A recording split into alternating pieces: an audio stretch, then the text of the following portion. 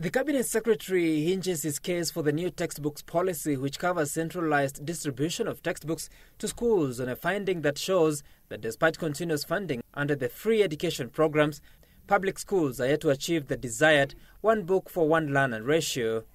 And since free primary education started, since free secondary education has now started, we have pumped in over 300 billion shillings of public sector resources. I expect that by now, all our schools should have achieved a one-to-one book-pupil ratio. And you can tell this because I can name schools in this country, I can name schools I have been to, where there is a one-to-one ratio.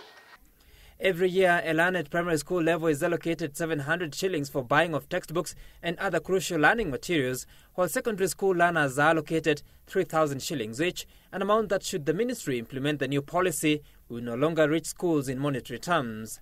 We have reviewed the textbook policy, and effective January, we are going to implement that new textbook policy.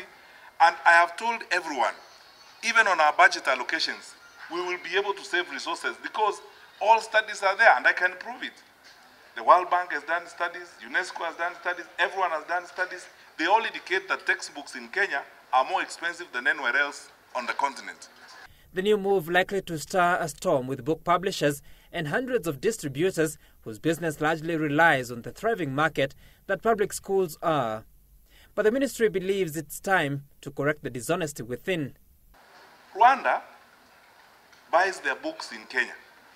Most of their books are supplied from here. They are cheaper when they get there than they are here.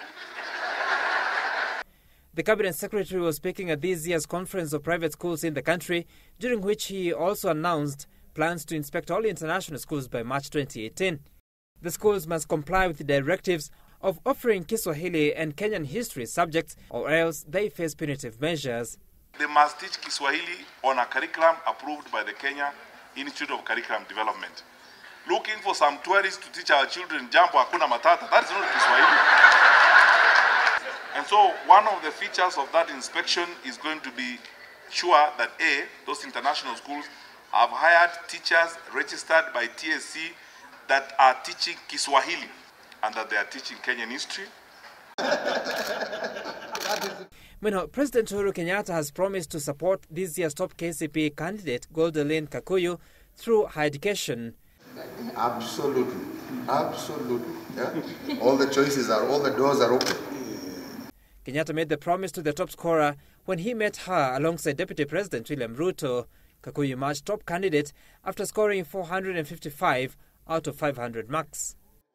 Sam Kitukusrezen, Weekend.